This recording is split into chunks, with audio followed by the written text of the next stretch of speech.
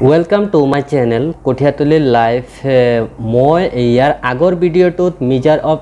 central টেন্ডেন্সিৰ part 1 আছিলে যে আজি পাৰ্ট 2 ত মই কেনেকৈ মধ্যমা বহুলক আদি অতি সহজে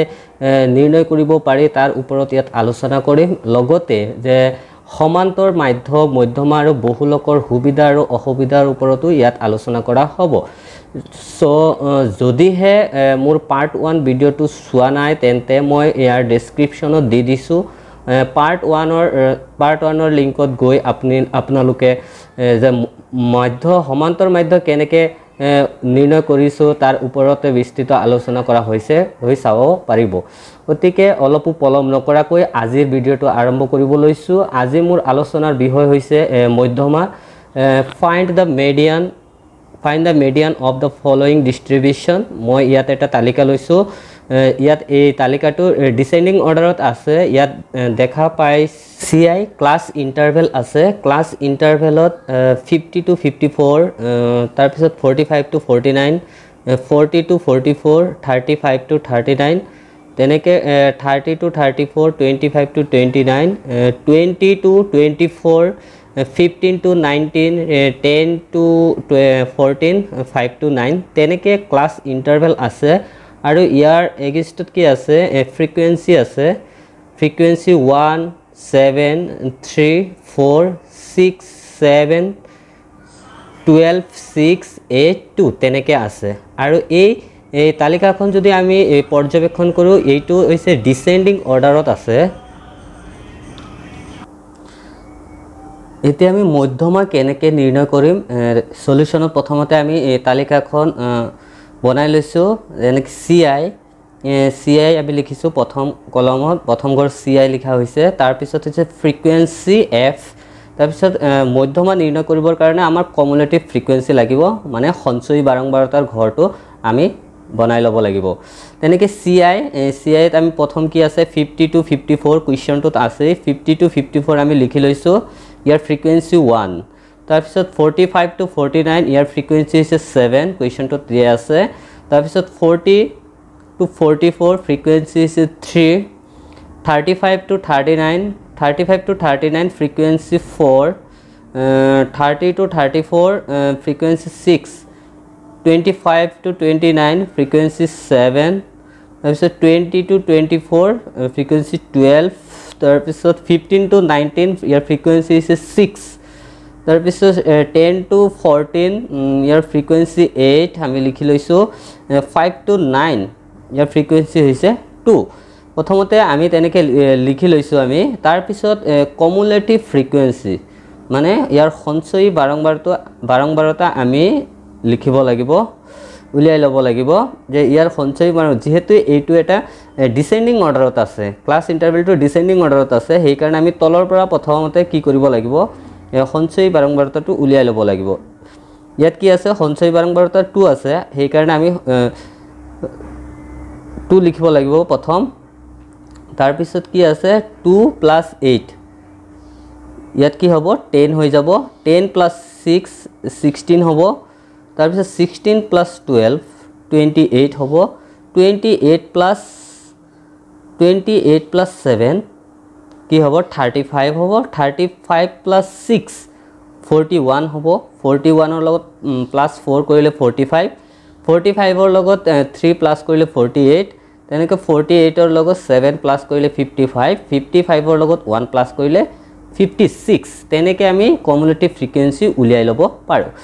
এতিয়া কমিউলেটিভ ফ্ৰিকুৱেন্সি উলিয়াই লোৱাৰ পাছত আমি কি কৰিব লাগিব এই টোটাল ইয়াৰ ফ্ৰিকুৱেন্সি বোৰ প্লাস কৰিব লাগিব প্লাস কৰি আমি কি লিখিব লাগিব ক্যাপিটাল N ইকুৱেল আমি প্লাস কৰিলে কি পাম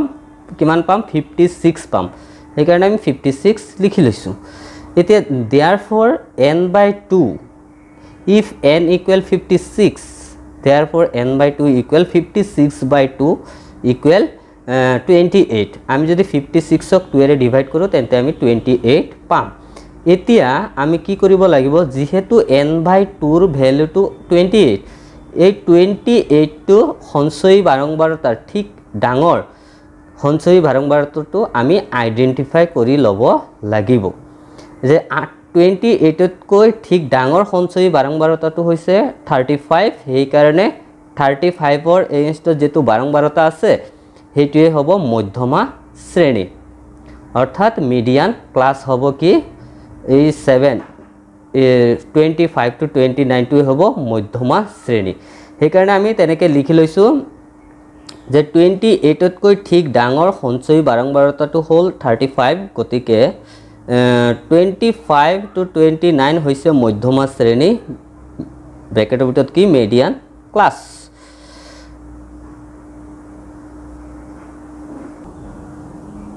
মধ্যমা নিৰ্ণয় কৰিবৰ কাৰণে আমাৰ ফৰ্মুলা এটা মনত ৰাখিব লাগিব ফৰ্মুলাটো হৈছে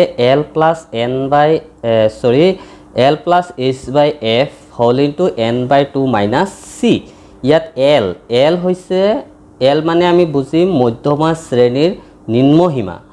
আৰু H হৈছে যে H হৈছে শ্ৰেণী অন্তৰালৰ দৈৰ্ঘ্য H হৈছে শ্ৰেণী অন্তৰালৰ দৈৰ্ঘ্য তাৰ পিছত F হৈছে মধ্যমা শ্ৰেণীটোৰ বাৰম্বাৰতা এই F ৰ মানটো হৈছে মধ্যমা শ্ৰেণীৰ বাৰম্বাৰতা আৰু n by 2 মানে হৈছে আমি বাৰম্বাৰতা বিলাক টোটাল কৰাৰ পিছত ইয়াৰ হাফ কৰি দিব লাগিব আৰু c মানে হৈছে যে মধ্যমা শ্ৰেণীৰ আগৰ শ্ৰেণীটোৰ সঞ্চয়ী বাৰম্বাৰতা ঠিক আছে এতিয়া আমি মানখিনি আমি বহাই লব পাৰো L মানে মধ্যমা শ্ৰেণীৰ নিম্নসীমা মধ্যমা শ্ৰেণীটো আছিল 25 to 29 সেইকাৰণে L ৰ ভ্যালুটো হ'ব 25 হ'ব আৰু মধ্যমা শ্ৰেণী বাৰম্বাৰতা মানে F ৰ ভ্যালুটো কি হ'ব F ৰ ভ্যালুটো 7 হ'ব 7 আৰু শ্ৰেণী অন্তৰালৰ দৈৰ্ঘ্য আমি দেখিছো যে ইয়াৰ তালিকাটোত কি আছিল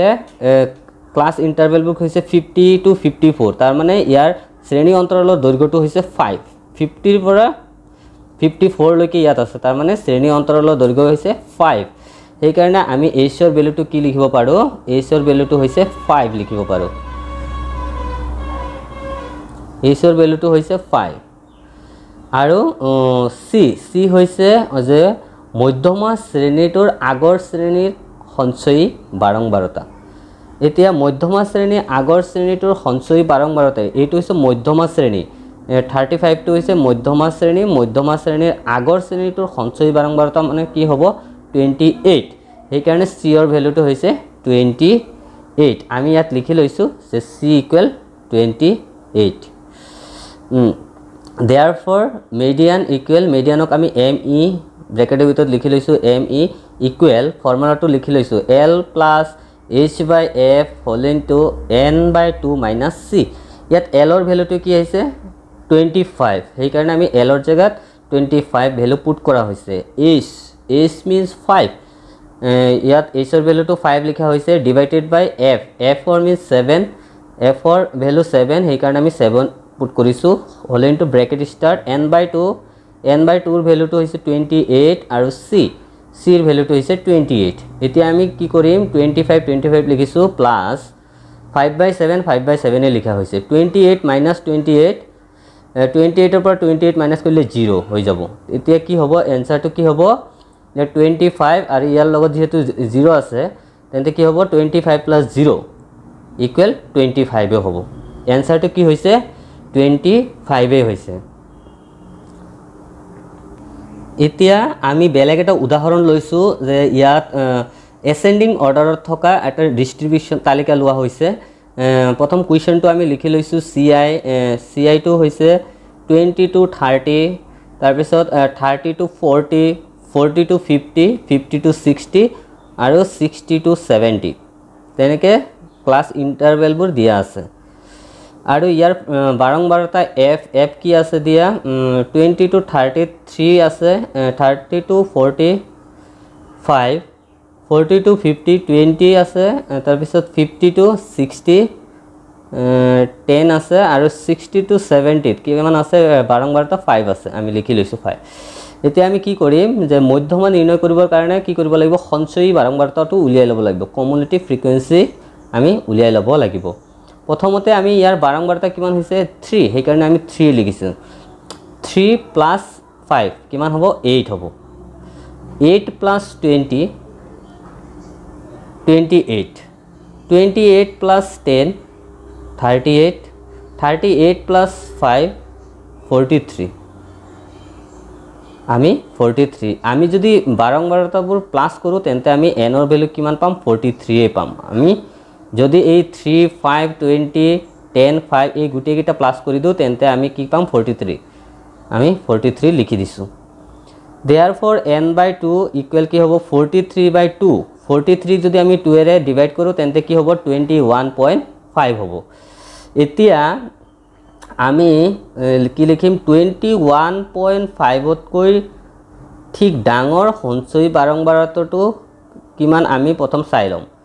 21 তকৈ ঠিক ডাঙৰ সঞ্চয়ী বাৰংবাৰতাটো হৈছে 28 সেই কাৰণে আমি ইয়াত লিখিছো 28 গতিকে 40 to 50 হৈছে মধ্যমা শ্ৰেণী এতিয়া এই 28 ৰ এগেইনষ্টত যেটো শ্ৰেণী অন্তৰাল আছে ci আছে হেইটোৱে হ'ব মধ্যমা শ্ৰেণী মানে 40 to 50 হৈছে মিডিয়ান ক্লাস অর্থাৎ মধ্যমা শ্রেণী হ'ব হিয়ার l ইকুয়াল কি হ'ব যেহেতু মধ্যমা শ্রেণী আমি পাইছো 40 to 50 এই কারণে ইয়ার লোয়ার লিমিট কি হ'ব লোয়ার লিমিট তো হৈছে l ৰ মান মানে 40 হৈছে l f হৈছে মধ্যমা শ্ৰেণীটোৰ বাৰংবাৰতা এই মধ্যমা শ্ৰেণীটো বাৰংবাৰতা হৈছে 20 সেই কাৰণে আমি ইয়াত কি লিখিম যে 20 টু আমি মধ্যমা শ্ৰেণী বুলি লিখিম তাৰ পিছত আমি f ৰ মানটো 20 পাইছো h ৰ মানটো আমি কি পাম যে শ্ৰেণী অন্তৰালৰ দৈৰ্ঘ্য 20 to 30 ইয়াত কি আছে শ্ৰেণী অন্তৰালৰ দৈৰ্ঘ্য হৈছে 10 সেই কাৰণে h ৰ ভ্যালু 10 আৰু c ৰ ভ্যালু কি হ'ব যে মধ্যমা শ্ৰেণীৰ আগৰ শ্ৰেণীটো সঞ্চয়ী বাৰংবাৰতা c মানে ইয়াত কি হ'ব 8 এই আগৰ শ্ৰেণীটো সঞ্চয়ী বাৰংবাৰতা আছে 8 সেই কাৰণে আমি 8 বহাম c ৰ ভ্যালুটোত 8 বহাব লাগিব এতিয়া আমি therefore কি লিখিম therefore মধ্যমা equal me equal l plus এই ফৰ্মুলাটো লিখি লম l plus h/f whole into n/2 minus c এতিয়া l ৰ ভ্যালুটো আমি 40 পাইছো সেই কাৰণে 40 পুট কৰিছো প্লাস h ৰ ভ্যালু 8 পাইছো 10 আৰু ডিভাইডেড বাই f ৰ ভ্যালুটো 20 হোল ইনটু n/2 ৰ ভ্যালু হৈছে 21.5 সেই কাৰণে লিখা হৈছে 21.5 মাইনাস c ৰ ভ্যালু হৈছে 5 সেই কাৰণে আমি 5 লিখিছো ইকুৱেল 40 আমি 40 লিখিম প্লাস এই 10/20 আমি কি লিখিম 10/20 লিখা হৈছে প্ৰথম ইনটু কৰি দিম আমি ইনটু 21.5 ৰ পৰা আমি 8 মাইনাস কৰিলে কি পাম 13.5 পাম সেই কাৰণে আমি 13.5 লিখিছো ইকুৱেল 40 প্লাস এই 0 ক্যান্সেল গৈছে ইয়াত 13.5 ক যদি আমি 2 এৰে ডিভাইড কৰো তেন্তে কি পাম 6.75 পাম এতিয়া 40 ৰ লগত আমি 6.75 যদি প্লাস কৰো তেন্তে কি হ'ব 46.75 পাম এইটোই হ'ব মধ্যমা নেক্সট আমি কি কৰিম এতিয়া আনগ্ৰুপ ফ্ৰিকোয়েন্সিৰ ক্ষেত্ৰত আমি কেনেকৈ মধ্যমা নিৰ্ণয় কৰা হয় তাৰ ওপৰত আমি আলোচনা কৰিম ইয়াত যে আনগ্ৰুপ ফ্ৰিকোয়েন্সি আমি প্ৰথম এক্সাম্পল লৈ লৈছো যে তলত দিয়া ৰাহিবোৰৰ মধ্যমা নিৰ্ণয় কৰা ৰোমান 1ত আছে 8 তাৰ পিছত আছে 10 11 16 20 25 15 9 6 এটো হৈছে ৰোমান 1 ৰ কোৱেশ্চন আর রোমান 2 কি আছে 16 24 21 23 26 29 25 আর 45 এতে আমি রোমান 1 টু সলিউশন কৰিবৰ কাৰণে আমি কি কৰিম প্ৰথমতে আমি মধ্যমা নিৰ্ণয় কৰিবৰ কাৰণে এই ৰাহিবোৰক কি কৰিম ঊৰ্ধ্বক্ৰমত সজাই লম প্ৰথম মানে সৰুৰ পৰা ডাঙৰলৈ আমি ক্ৰমান্বয়ে সজাই লম যেহেতু এই কুৱেশ্চনটো সৰুৰ পৰা ডাঙৰলৈ নাই ৰাহিবোৰ সৰুৰ পৰা ডাঙৰলৈ নাই সেই কাৰণে আমি প্ৰথম সৰুৰ পৰা ডাঙৰলৈ সজাই লম ঊৰ্ধ্বক্ৰমত সজাই লম প্ৰথম আমি ইয়াত দেখিছো যে 6 প্ৰথম 6 লিখিব লাগিব তাৰ পিছত ইয়াত কি আছে 8 আছে 6 ৰ পিছত 8 লিখিম 8 ৰ পিছত আমি 9 লিখিব লাগিব 9 ৰ পিছত 10 লিখিম 10 তাৰ পিছত 11 লিখা হৈছে তাৰ পিছত 11 ৰ পিছত 15 লিখিব লাগিব 15 তাৰ পিছত 16 তাৰ পিছত 20 তাৰ পিছত লাষ্টত 25 লিখিব লাগিব এতিয়া তাৰ পিছত ঊৰ্ধ্বক্ৰমত সজোৱাৰ পিছত আমি কাউন্ট কৰিম কিমানটা ৰাহি আছে 1 2 3 4 5 6 7 8 9 9টা ৰাহি আছে here n equal 9 এই 9 সংখ্যাটো যেহেতু অযুগ্ম সেই কাৰণে আমি ব্ৰেকেটৰ ভিতৰত লিখিছো odd therefore যদি n ৰ ভ্যালুটো অযুগ্ম হয় তেন্তে মধ্যমা উলিয়াৰ ফৰ্মুলাটো হ'ব কি n plus 1/2 টুতম ৰাহিটোৱে হ'ব মধ্যমা আমি এতিয়া ইয়াৰ ভ্যালু পুট কৰি লম ইকুৱেল এই n ৰ জায়গাত আমি 9 লিখিম 9 plus 1/2 এটো ফৰ্মুলা মনত ৰাখিব লাগিব n plus 1/2 তম এতিয়া 9 plus 1 means 10 10/2 দহক আমি 2 এৰে যদি হৰণ কৰো তেন্তে 5 হ'ব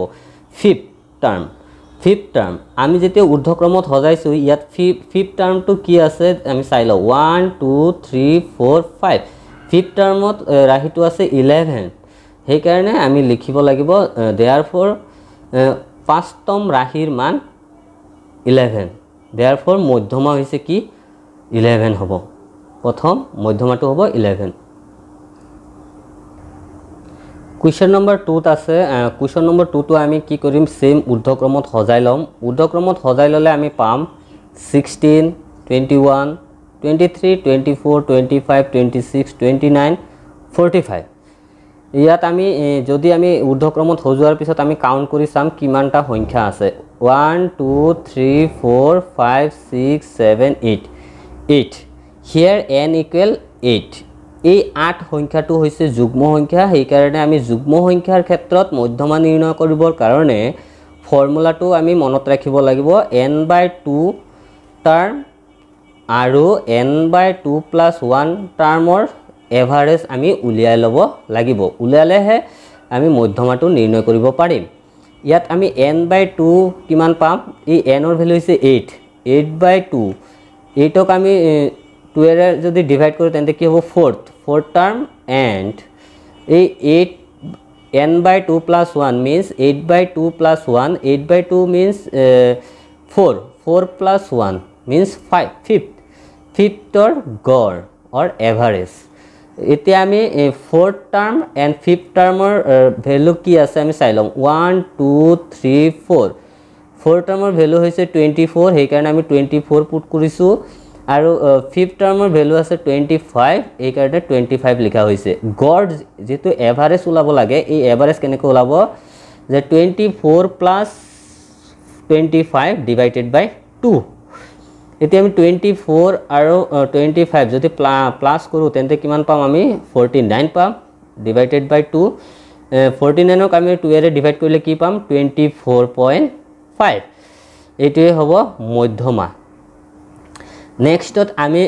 কেনেকে আনগ্ৰুপ ফ্ৰিকুৱেন্সিত কেনেকে আমি বহুলক নিৰ্ণয় কৰিব পাৰো তাৰ ওপৰত এতিয়া আলোচনা কৰিম সো আমি প্ৰথমতে एग्जांपल লম एग्जांपলত কি আছে Roman 1 4 3 2 3 5 4 5 1 7 3 2 1 it is Roman 1 question Roman 2 question 2 3 1 4 5 2 3 4 5 2 2 4 3 1 4 2 তেনেকে আছে এতিয়া আমি ৰোমান 1 ৰ সলিউশনটো আমি কেনেকৈ ওলাম প্ৰথমে চাই লও প্ৰথমতে আমি ৰোমান 1 ৰ যেতিয়া আমি সংখ্যা কেইটা কাউন্ট কৰি চাম যে প্ৰথম 1 আমি 1 সংখ্যাটো কিমান বাৰ আছে 1 ৰাহিটো কিমান বাৰ আছে আমি প্ৰথমতে চাই লম 1 কেইবাৰ আছে 1 2 টাইমছ আছে 2 সংখ্যাটো কিমান টাইমছ আছে আমি চাই লম 1 time 2 time পাম 3 সংখ্যাটো 3 times পাম 4 সংখ্যাটো আমি 2 times পাম 5 সংখ্যাটো আমি 2 times পাম 7 সংখ্যাটো আমি 1 times পাম টোটাল আটাইতকৈ বেছি বাৰ কোন সংখ্যাটো আছে এই 3 সংখ্যাটো আছে 3 times সেই কাৰণে therefore নিৰ্ণয় বহুলক হ'ব 3 একদম সহজ যেটো সংখ্যা আটাইতকৈ বেছি বাৰ আছে সেই সংখ্যাটোৱে হ'ব নিৰ্ণয় বহুলক নেক্সট যদি আমি ৰোমান 2 কুৱেশ্যনটো চাওঁ তেন্তে আমি কি কৰিম 1 সংখ্যাটো কিমান টাইম আছে 1 2 টাইম আছে সেইকাৰণে আমি 2 টাইমছ লিখিছোঁ তাৰ পিছত 2 সংখ্যাটো আমি যদি কাউন্ট কৰি চাওঁ তেন্তে 1 2 3 4 5 টাইম আছে সেইকাৰণে আমি 5 টাইমছ লিখিছোঁ 3 সংখ্যাটো কিমান বাৰ আছে আমি চাই লওঁ 1 2 3 টাইম আছে সেইকাৰণে আমি 3 টাইমছ লিখিছোঁ 4 সংখ্যাটো কিমান বাৰ আছে 1 2 3 টাইমছ আছে সেইকাৰণে আমি 4 টাইম হ'ব 1 2 3 4 টাইম আছে 4 টাইম আছে সেইকাৰণে আমি 4 টাইম লিখিছোঁ 5 কিমান টাইম আছে 1 2 টাইম আছে সেইকাৰণে আমি 2 টাইমছ লিখা হৈছে এতিয়া আটাইতকৈ বেছি কি সংখ্যাটো আছে 2 সংখ্যাটো 5 টাইম আছে সেইকাৰণে আমি লিখিম নিৰ্ণয় বহুলক 2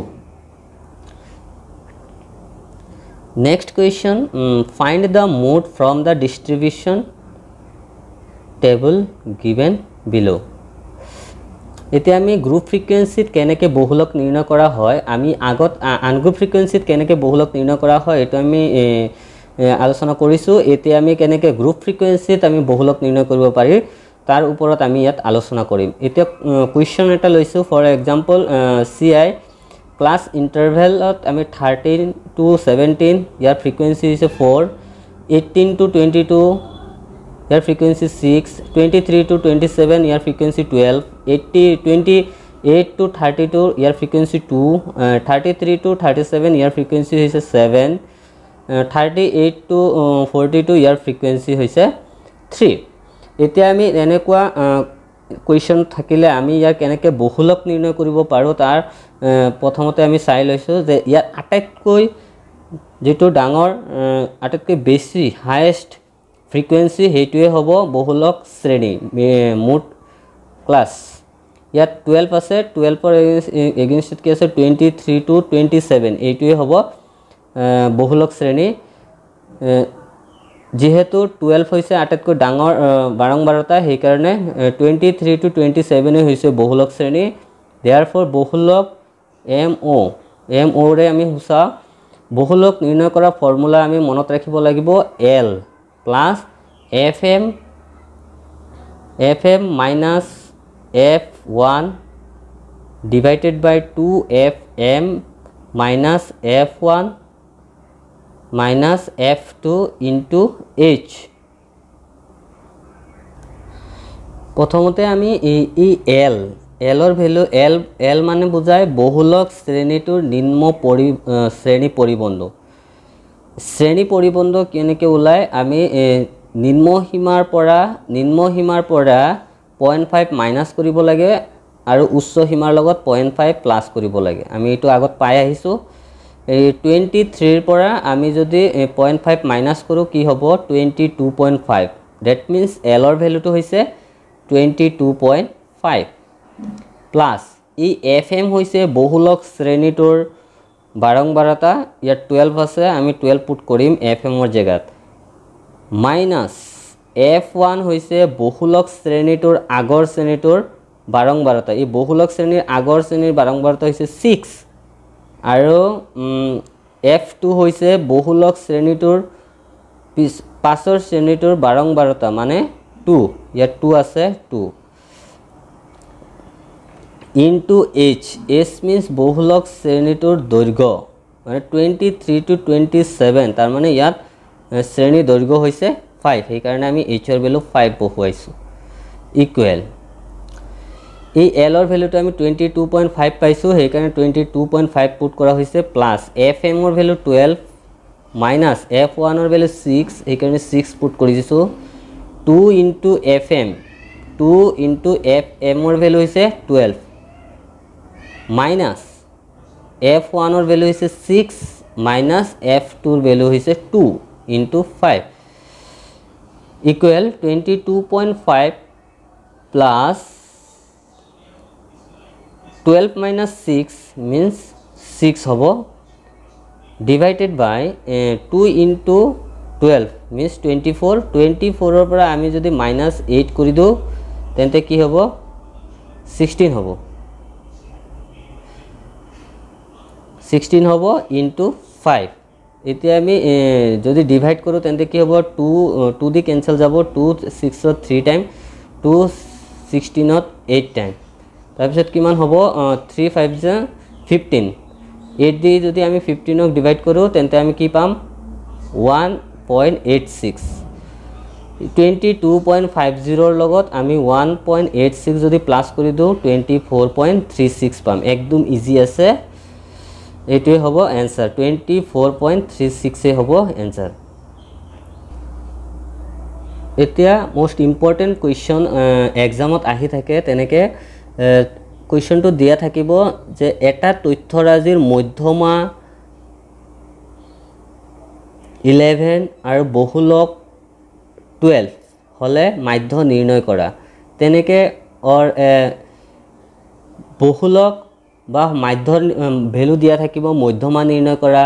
বা মাধ্য বা মধ্যমাৰ ভ্যালু কোৱেশ্চনটো দিয়া থাকিব বহুলক নিৰ্ণয় কৰা তেনেকে কোৱেশ্চনত আহিব আমি সলিউশনত কেনেকে লিখিম যে গিভেন লিখিলম আমি মিডিয়ানৰ ভ্যালু গিভেন আছে 11 আৰু বহুলক মোডৰ ভ্যালু দিয়া আছে 12 আৰু মাধ্য নিৰ্ণয় কৰিব লাগে সেই কাৰণে mean equal question mark we know mode equal তেনেকে যদি দিয়া থাকে কোৱেশ্চনটোত আমি ফৰ্মুলাটা মনত ৰাখিব লাগিব বহুলক ইকুৱেল 3 ইনটু মধ্যমা মাইনাস 2 ইনটু মাধ্য এই ফৰ্মুলাটা আমি মনত ৰাখিবই লাগিব ইকুৱেল এই বহুলক মোডৰ ভ্যালু 12 সেই কাৰণে 12 আমি পুট কৰিছো ইকুৱেল 3 ইনটু মিডিয়ানৰ ভ্যালু হৈছে 11 সেই কাৰণে আমি 11 পুট কৰিছো মাইনাস 2 ইনটু মিনে হ'ব মিনৰ ভ্যালু উলাব সেই কাৰণে মিনৰ জায়গাত আমি মিনে লিখিম 12 তাৰ পিছত আমি কি কৰিছো এই মাইনাস 2 ইনটু মিনটো আমি লেফট সাইডত লৈ আহিছো মাইনাস টু লেফট সাইডত আনিলে প্লাস হৈ যাব এই ইমপ্লাইজ দি আমি 2 ইনটু মিন ইকুৱেল এই ৰাইট সাইডত 3 ইনটু 11 মিন্স 33 লিখি দিয়া হৈছে আৰু মোডৰ লেফট সাইডত আছে 12 টো আমি যদি ৰাইট সাইডত লৈ আহো তেন্তে প্লাস টু মাইনাস হ'ব মাইনাস 12 হ'ব এতিয়া আমি কি কৰিম ইমপ্লাইজ দি 2 ইনটু মিন ইকুৱেল 33 ৰ পৰা আমি 12 মাইনাস কৰিলে কি পাম 21 পাম সেই কাৰণে আমি 21 লিখিছো ইমপ্লাইজ এই মিনৰ লগত 2 ইনটু হৈ আছে অকল মিন যদি ৰাখো মিন ইকুৱেল কি হ'ব 21/2 হ'ব ইনটু হৈ আছে ৰাইট সাইডত গলে ডিভাইড হৈ যায় যদি আমি 2 দি 21 হৰণ কৰো তেন্তে কিমান পাম আমি 10.5 পাম এইটোই হ'ব মিন একদম ইজি আছে অকল ফৰ্মুলাটো মনত ৰাখিলে হল তাৰ পিছত আমি সমান্তৰ মাধ্যৰ সুবিধা অৰ মেৰিটস আমি জানিলম যে সমান্তৰ মাধ্যৰ সংজ্ঞা সুস্পষ্ট বা সঠিক এটো এটা সুবিধা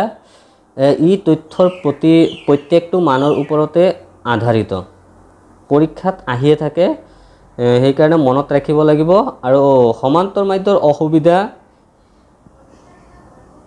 প্ৰথমতে ই সৰু ডাঙৰ সকলো মানৰ দ্বাৰা প্ৰভাৱিত হয় এটো এটা অসুবিধা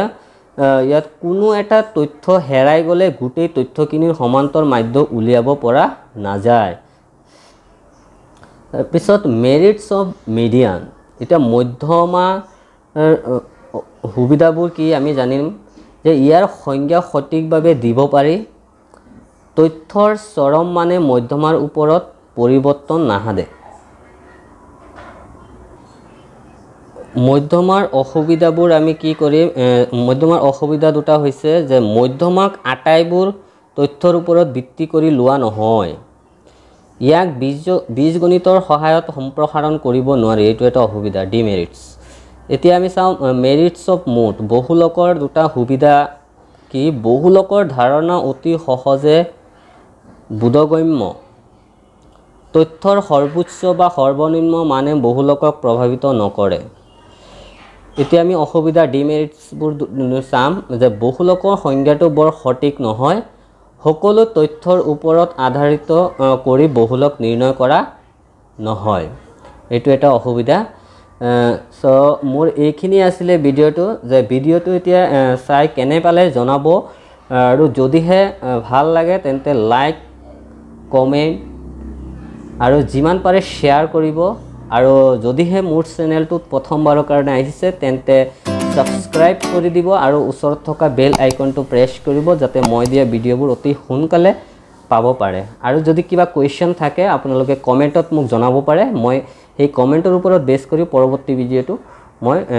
আপোনালোকৰ কাৰণে লৈ আহিব পাৰিম ধন্যবাদ